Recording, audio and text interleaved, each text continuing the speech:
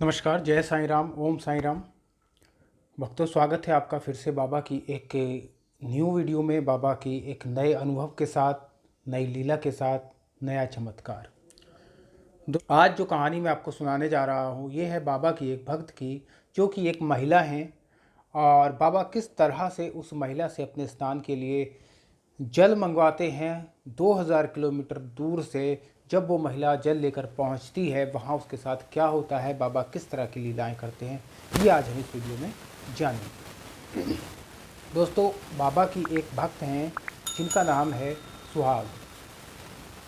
सुहाग हिमाचल प्रदेश में रहती हैं और बाबा की अनन्य भक्त हैं, इसमें कोई दो राय नहीं है। और बाबा की उन पर कृपा भी है। वो अपने अनुभव पे बताती हैं कि एक बार स्वप्न में उन्हें बाबा ने दर्शन दिए और बाबा वो स्वप्न में देखती हैं कि वो शिरडी गई हैं। और जैसे ही वो द्वारका माई की तरफ जाकर पहला कदम जब वो द्वारका माई में रख रही होती हैं, तो अंदर से आवाज़ आती है कि बेटा सुहाग, मेरे स्नान के लिए सतलुज का जल लेकर आओ, मैं स्नान करूँगा। फिर वो रुक जाती हैं और रुकने के बाद जब वो फिर से दूसरा कदम द्वारका माई की तरफ बढ़ाती हैं, तो फिर से उन्हें वही आवाज़ आती है कि बेटी सुहाग, मेरे लिए सतलुज का जल लेकर आ, मैं स्नान करना चाहता हूँ। ये घटना 2-3 बार उनके साथ स्वप्न में होती है। और ये स्वप्न वो बताती हैं कि उनको प्रातः बेला में आया था, लगभग 4 और 5 के बीच में ही उन्हें बाबा ने दर्शन दिए और जल मांगा। सुबह जब वो उठी तो उन्हें अपना स्वप्न याद था और उन्हें लगा कि आज बाबा ने मुझसे सतलुज का जल मांगा है, जबकि हिमाचल प्रदेश में उनके पास ही जहाँ वो रहती हैं वहाँ सतलुज नदी है, जहाँ से उन्होंने उसका जल मंगवाया। और कहते हैं कि वो 5 नदियों का संगम मानसरोवर से रिलेटेड कहीं वो नदी है और उससे उसका मानसरोवर पर्वत से वो जल आता है। उन्होंने वहाँ से जल लिया और जल लेने के बाद उनके घर के पास जो मंदिर है, वहाँ उन्होंने जो बाबा का स्वरूप रखा है, प्रतिमा है, उसकी उन्होंने बाबा से स्नान कराया। कि उन्हें स्वप्न में वो अपने उस गांव के मंदिर में नहीं थी, बल्कि स्वप्न में वो शिरडी में थी, द्वारका माई में थी, जहाँ उस द्वारका माई से बार बार बाहर आवाज़ आती थी कि मेरे लिए जल लेकर आओ। उन्होंने शिरडी जाने का निर्णय लिया और बाबा की कृपा से उनका शीघ्र ही टिकट भी कंफर्म हो गया और शायद दिसंबर में वो लोग शिरडी चले गए। उनके साथ में उनकी कुछ और साथी लोग थे। वो लगभग बताती हैं कि 6 लोगों का उनका ग्रुप था और वो शिरडी पहुँचे। शिरडी में वो लोग 5 दिन रहे। छठे दिन उनको वापस आना था और वहाँ पर उन्होंने साईं सच्चरित्र का पारायण भी प्रारंभ किया, जो वहीं पर होता है।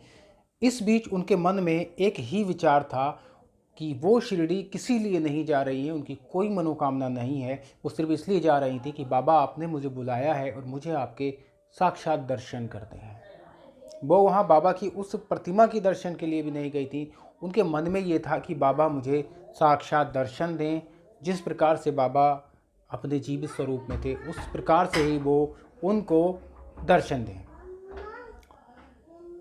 पहले 2 दिन जब वो वहाँ पारायण कर रही थी, तब उन्होंने देखा कि अब अमूमन शिरडी में बहुत से जितने भी वहाँ जो फ़कीर लोग रहते हैं, शिरडी जाएंगे तो वो सब लोगों का जो वेशभूषा होती है वो साईं बाबा की जैसी ही होती है।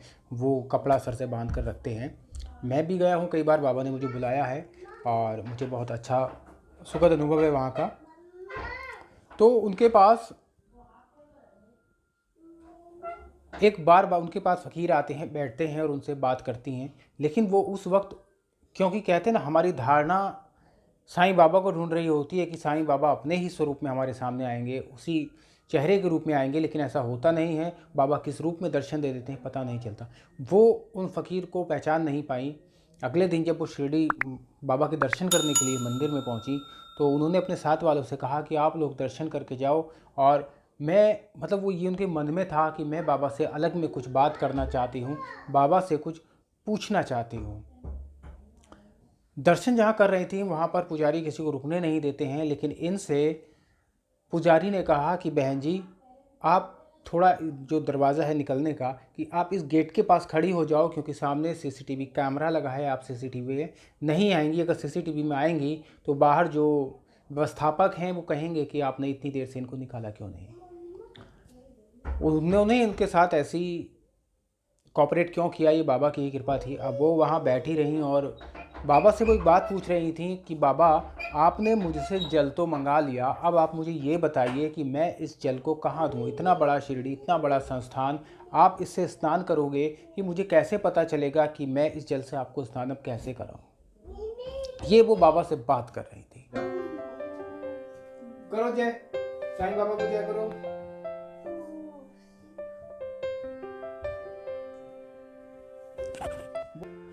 देखिए मित्रों, जब मैं वीडियो शूट कर रहा था, मेरा ये छोटा सा बेटा है जो बाबा का ये भी बड़ा भक्त है और बार बार ये अंदर आने के लिए दरवाज़ा पीट रहा था। आपको दरवाजे की आवाज़ आ रही होगी, तो यही था। जब मैं वीडियोस बनाता हूँ बाबा की तो ये आने की कोशिश करता है। इसको अपना आशीर्वाद दीजिएगा और बाबा इस पर अपनी कृपा बनाए रखें। बेटा बाय कर दो, सामने सामने बाय कर दो, जय भी कर दो, सबको जय कर दो। सामने कैमरे पे भी देखिए बाबा को जय कर रहा है, सामने कैमरे पे जय कर दो। जब बाबा को जय करते कैसे करते हैं, जय साईं राम। चलो बाय, जाओ। तभी उनके साथ जो एक अल्पना नाम की महिला थी, उनकी सहेली, वो बाहर निकल चुकी थी दर्शन करने के बाद। सुहाग अंदर बाबा से ही पूछ रही थी कि मेरा मार्गदर्शन करें कि मैं जल कहाँ दूं और कैसे आपको स्नान कराऊं। जब वो बाहर आती हैं तो उनकी अल्पना, जो उनकी जो सहेली थी, वो ढूंढते ढूंढते उनके उस ऑफिस के पास पहुंच जाती हैं जहां पर बाबा के श्रृंगार का व्यवस्था की जाती है। और वहां पर जो व्यवस्थापक थे उन्होंने कहा कि आपको जो जल लाई हो वो जल यहाँ देना है और सुबह ठीक 6 बजे आपको आना है। वो रोमांचित हुई और सुबह का इंतज़ार करने लगी। अगली सुबह में वो 6 बजे वहाँ पहुँची तो वहाँ ऑफिस बंद था, कोई भी नहीं था। सुहाग ने फिर बाबा से कहा कि बाबा, आप एक ऐसी लीला कर रहे हैं, आपने हमें रात कहा कि हमें सुबह 6 बजे ये जल यहाँ ला कर देना है और अब यहाँ कोई है भी नहीं। जैसे ही वो वापस जाने लगी तो वो देखते हैं कि 2 पुजारी तेज़ी के साथ अंदर से दरवाज़ा खोलकर बाहर आते हैं और बाहर आकर खुद ही उनसे कहते हैं कि बेटी, तुम जल लेकर आई हो, लाओ हमें दे दो। वो सुहाग और उनकी सहेली अल्पना जो जल की जो कैन लेकर गई थी, वो उन पुजारी जी को दे देती हैं और कहते हैं कि हाँ, इसी से बाबा का स्नान होगा। और जब उनसे कहती हैं कि हमें आपके चरण स्पर्श करने हैं, क्योंकि ये हाथ प्रतिदिन बाबा को स्नान कराते समय, बाबा का श्रृंगार करते समय बाबा के चरणों को छूते हैं, इसीलिए ये हमारा सौभाग्य है। वो उनको आशीर्वाद देते हैं। तभी अचानक सुहाग बताती हैं कि वहाँ एक नीम का पत्ता टूटकर गिरता है। ये बात सुहाग के मन में थी कि काश ये नीम का पत्ता मुझे मिल जाए।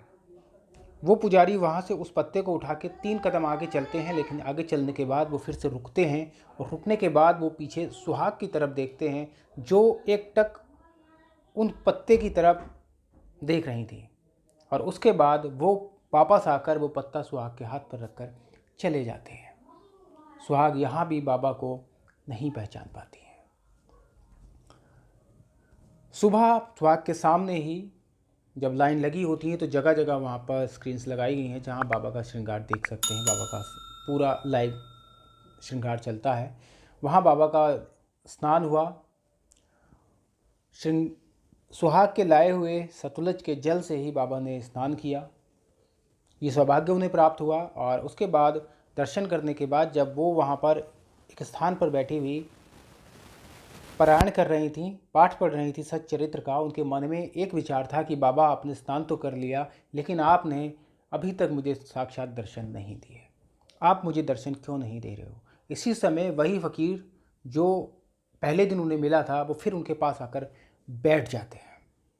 इस बार सुहाग थोड़ा सा बाबा को पहचानने की कोशिश करती हैं और वो उनसे ये कहती हैं कि बाबा, मैं तो अपने मन में बाबा को पुकार रही थी, लेकिन बार बार आप क्यों आ जाते हो। क्या कहीं आप ही तो बाबा नहीं हो। नहीं नहीं, आप ही बाबा हो।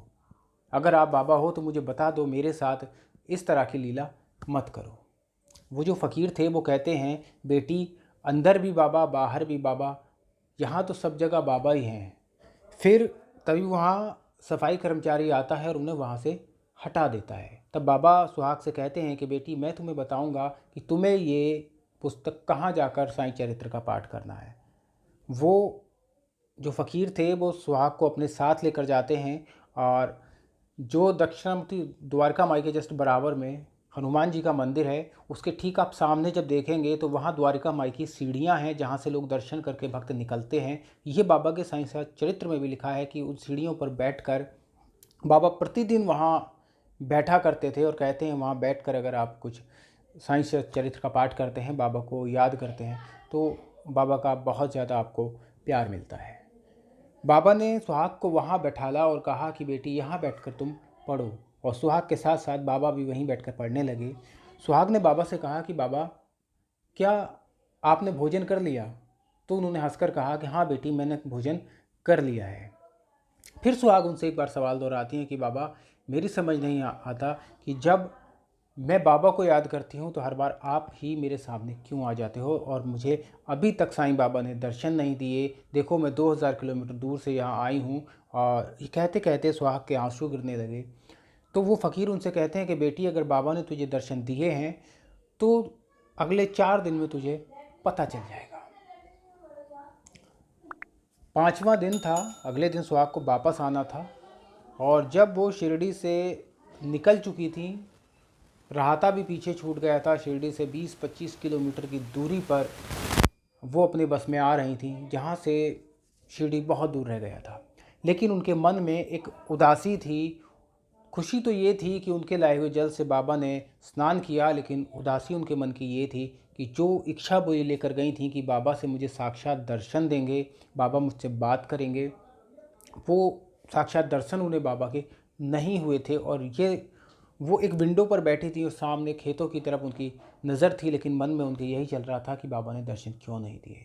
अकस्मात खेतों की पगडंडी से उन्हें एक फ़कीर आते हुए दिखते हैं और वो वही फ़कीर थे जो बार बार शिरडी में सुहाग के सामने आ रहे थे, बार बार जिन्होंने सुहाग के साथ बैठकर बात की, जिन्होंने सुहाग को साईं सच्चरित्र पाठ करने के लिए द्वारका माई की सीढ़ियों पर बैठाला था। और 5 दिन लगातार वो सुहाग के साथ रहे, कभी कुछ बात की, कभी कुछ बात की, लेकिन सुहाग उनको पहचान नहीं पाई। सुहाग को तब पहचान पड़ी जब अंतिम बार उन्होंने बस से उन्हीं फ़कीर को सामने खेतों में आते देखा। कहा कि मुझसे भूल हो गई, बाबा यही थे और बाबा तो मेरे साथ थे, कभी मैं बाबा को क्यों नहीं पहचान पाई। जब वो अपने घर आ जाती हैं और घर आकर जब वो सोती हैं तो उसके अगले दिन उन्हें बाबा स्वप्न में देखते हैं और उसी रूप में उनसे कहते हैं कि बेटी, मैं तो 5 दिन तेरे साथ था, पर तूने मुझसे एक बार भी नहीं पूछा कि बाबा आप कैसे हो। वो बताती हैं कि उनके घर के पास एक मंदिर है जहाँ वो बाबा से हर बार पूछती हैं निकलते बढ़ते, बाबा ठीक हो। लेकिन बाबा ने कहा कि तू जब शिरडी आई, 5 दिन में तेरे पास रहा, मैंने तुझसे बात भी की, तेरे पास बैठा, लेकिन तूने मुझसे ऐसा नहीं पूछा। तो दोस्तों, ये सुहाग का एक बहुत ही इतना प्यारा अनुभव है कि मैं इसको शेयर करने से रोक नहीं पाया खुद को। अगर संभव होता तो मैं उनके मुख से ही आपको सुनवाता, लेकिन संभव नहीं है, इसीलिए मैं उनकी इस सच्ची घटना को आप लोगों को बता रहा हूँ। ये 2021 की घटना है जो सुहाग नाम की एक बाबा की भक्त के साथ हुई थी। तो अगर आपके मन में सच्ची श्रद्धा है तो भगवान को आना पड़ता है, भगवान आपकी बात मानते हैं। ऐसा ही एक अनुभव मेरे खुद का है जो बहुत जल्द मैं आप लोगों के सामने लाने वाला हूँ, क्योंकि